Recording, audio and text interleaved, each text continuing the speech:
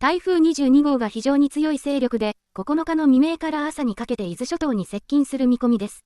気象庁は8日午後5時前、南部の八丈町と青ヶ島村に特別警報級の暴風、波浪警報を発表し、午後9時過ぎには三宅村、御蔵島村、十島村、新島村、神津島村にも新たに警報を出しました。これらの地域では家屋が倒壊するほどの暴風や高波が予想され、最大級の警戒が必要です。